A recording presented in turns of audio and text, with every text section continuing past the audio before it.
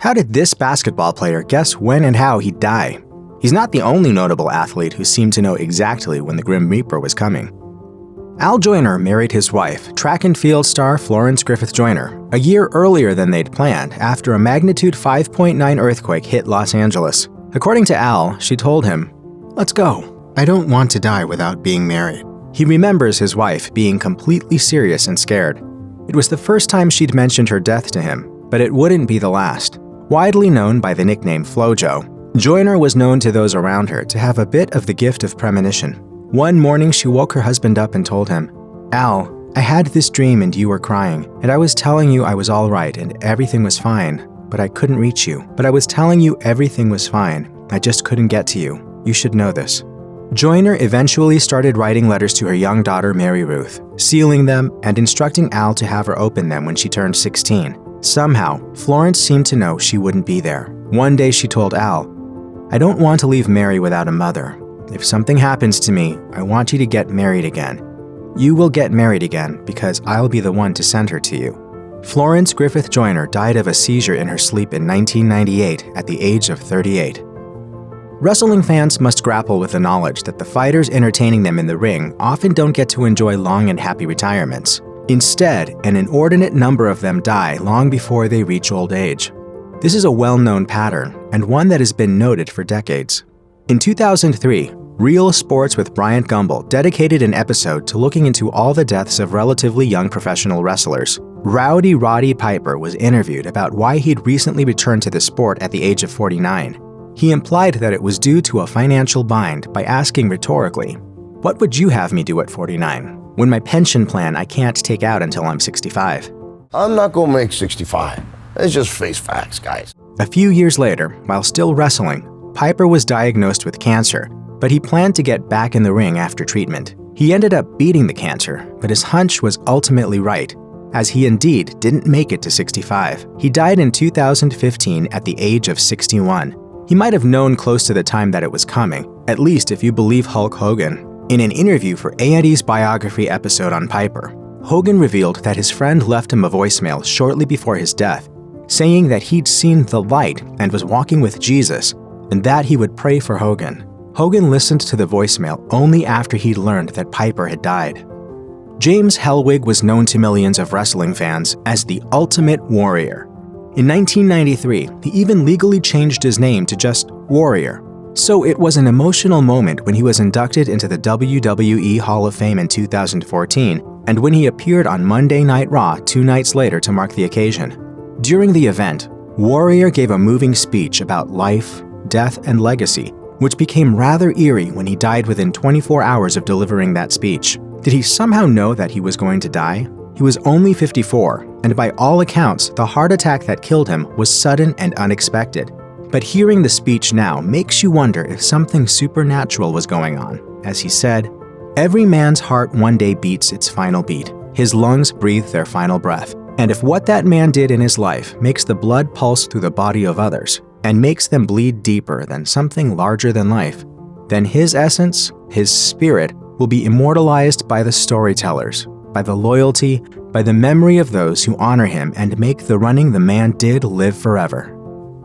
When it comes to the most dangerous sports in the world, base jumping is definitely up there. It may very well be the most dangerous. So if you decide to take it up yourself, you have to accept the fact that death is a real possibility. Even so, it's still eerie to learn that someone who was going to die while base jumping within days posted a photo of himself along with someone who also died while doing the same activity. On May 8, 2015, Dean Potter uploaded a photo to Facebook of 4 men jumping off Yosemite's Half Dome, along with the caption, "This is one of my all-time favorite pictures of civil disobedience. I sure miss my friend Sean Leary. He's wearing the red rig in this picture." Leary had died the year before, while Potter would die 8 days after posting the photo. But the real prediction happened a year earlier, when Potter told Outside TV, "When I was a little boy, my first memory was a flying dream. In my dream, I flew, and I also fell." I always wondered as I got older if I was, if it was some premonition of me falling to my death. On May 16th, that dream would come true when Potter and a friend crashed into the mountain while base jumping off Yosemite's Taft Point. He was only 43. In his later years, Frank Pastore was best known as one of the biggest Christian radio hosts in the United States. But from 1979 to 1986, he was a Major League Baseball pitcher, playing all but his final season with the Cincinnati Reds. After his athletic career ended, he went to college and studied religion. He became a born-again Christian, and in 2004, he started broadcasting his radio show. On November 19, 2012, Pastore was discussing an episode of Morgan Freeman's TV show Through the Wormhole and reflecting on the idea of there being something more after you die. He mused, "Look, you guys know I ride a motorcycle, right? So at any moment, especially with the idiot people who cross the diamond lane into my lane, all right, without any blinkers, not that I'm angry about it. At any minute, I could be spread all over the 210, but that's just my body part, and that key distinction undergirds the entire Christian worldview." This hypothetical scenario became real just 3 hours later. While driving home on the 210 freeway, a car in the next lane slammed into Pastore's motorcycle. He suffered major head injuries and spent the next month in the hospital. He passed away from his wounds on December 17th at the age of 55, after predicting what would kill him to a creepy degree. It's a matter of theology whether or not he was right about what came next. Sometimes, when claiming that someone predicted their own death, you can look at a vague statement that they made, or a song lyric that they wrote about things ending, and then tenuously connect it to how they eventually die. But you don't have to do that with Pete Maravich. In 1974, Maravich had been playing in the NBA for 4 years. He was on the Atlanta Hawks, and he had a bit of a combative relationship with the fans. It all came to a head when one spectator held up a sign calling him a hot dog. So he sat down for an interview with the Beaver County Times, during which he admitted, "I don't want to play 10 years in the NBA and die of a heart attack at age 40. Maravich would go on to play another 6 years in the NBA, retiring in 1980. Then in 1988, he died from a heart attack at the age of 40. As sports writer Andy Nuzzo wrote afterward, "That's a little scary. The story was laying on my desk when I got to work. I read it and read it and read it and read it. I couldn't believe it. Everything matched."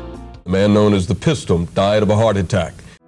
Because the terrorist attacks of September 11, 2001 were so shocking, it's natural that some people would try to look for some meaning in them. Bonnie McEneaney's eerie story of losing her husband starts before 9/11 though, as he had multiple premonitions about what was coming. Eamon McEneaney was a star lacrosse player in his college years. He was a 3-time first-team All-American who led Cornell University to 2 national championships, and he was inducted into the National Lacrosse Hall of Fame in 1992. After college, McEneaney entered the corporate world and got a job with a company located in the World Trade Center. During a barbecue on September 2, 2001, he suddenly started talking in detail about what he'd do if the towers were hit by a terrorist attack. Then a few nights later, he said something his wife would never forget. As she recalled to ABC News, "I was cooking, he walked in and he said, 'You had better become more of a disciplinarian with the children, because when I'm gone, it's going to be hard.'" Just a few days later, McEneaney perished along with almost 3,000 others.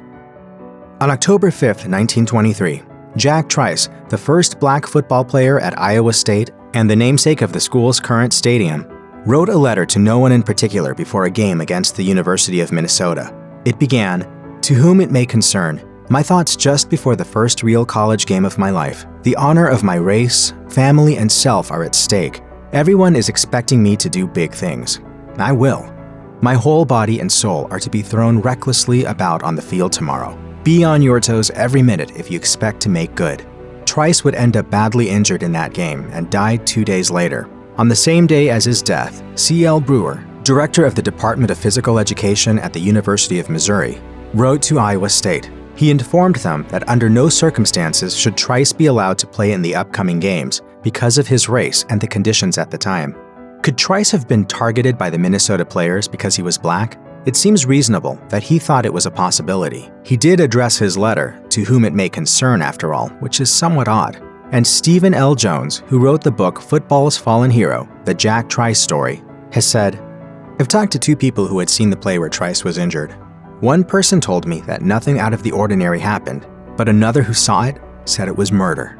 Iowa State has the only football bowl subdivision stadium named for an African American. Sam Okwaraji's death on the soccer pitch in 1989 sent shockwaves through his home country of Nigeria, shortly before the end of a World Cup qualifying match against Angola. While play was paused as the referee gave an Angolan player a red card, Okwaraji suddenly collapsed and started foaming at the mouth. He was pronounced dead at the hospital. His cause of death was determined to be a heart attack due to an enlarged heart and high blood pressure. He was only 25. Afterwards, multiple people claimed that Okwaraji predicted his death beforehand. Nigerian goalkeeper David Ngodiga told SuperSport, "Sam on that day seemed to know that he was leaving, so he told me in his exact words that, 'I am perching on the scrotum of someone. That person wants to strike, but he is being careful not to strike and miss.' And he also warned me to be careful because he might not be around for too long." Furthermore, shortly before Okwaraji died, when an interviewer asked him what he dreaded most, he reportedly replied, "The word death strikes me hollow." Okwaraji's brother Patrick also remembered something odd as he told the Nigerian newspaper The Punch, "The only thing I could say that was like a premonition was, he said anybody that wanted to kill him then was coming late. He said, 'My head is too big, and anybody with such plan is coming late.'"